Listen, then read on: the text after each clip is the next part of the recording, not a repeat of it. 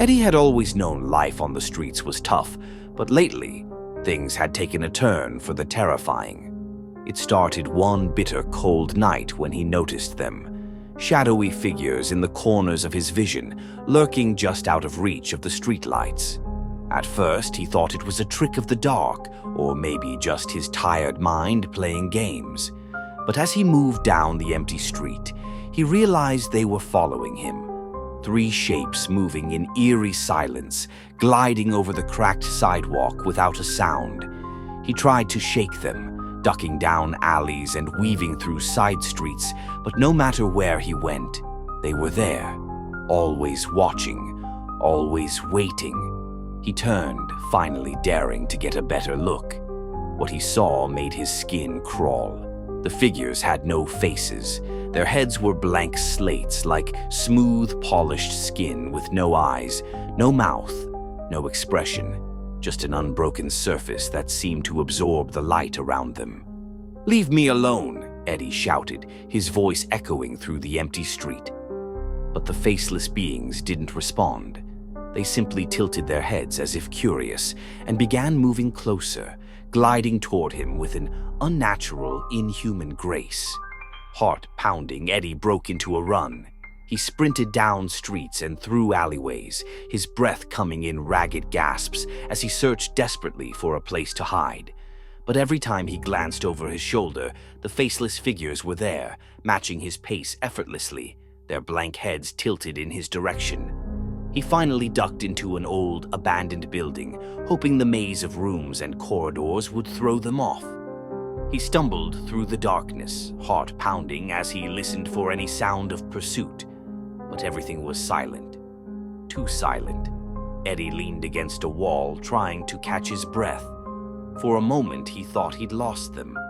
But then, he felt it, that cold, eerie sensation that made his skin crawl.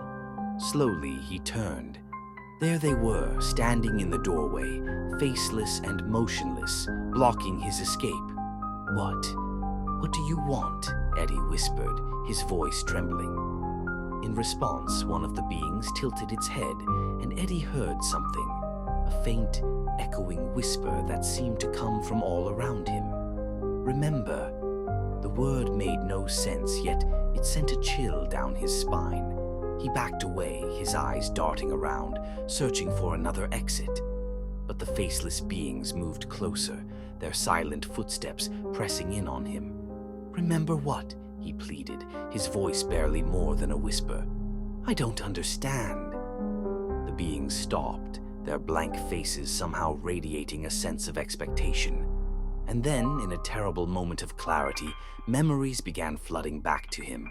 Memories he'd long buried, memories of a past he'd tried so hard to forget. Years ago, Eddie had been involved in an accident, one he'd tried to put out of his mind.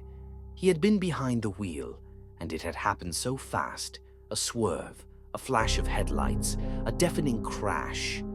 There had been no time to react, no way to change the outcome. And in the aftermath, he had left it all behind, walking away from the wreckage, from the guilt, and from the people he'd hurt. Now he understood. The faceless beings weren't strangers.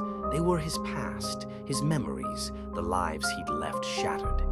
As he looked into their blank faces, he realized with horror that he could now see faint outlines, shadows of features taking form, eyes hollow with pain, mouths twisted in silent screams, faces of people he had thought he'd left behind. The beings stretched out their hands, reaching toward him, their eyes boring into his with an unspoken demand. Eddie felt his strength drain away. There was no escaping them, no hiding from what he'd done. The faces grew clearer, their expressions filled with sorrow and anger as they reached out and touched him, their fingers cold as ice. In that final moment, Eddie understood.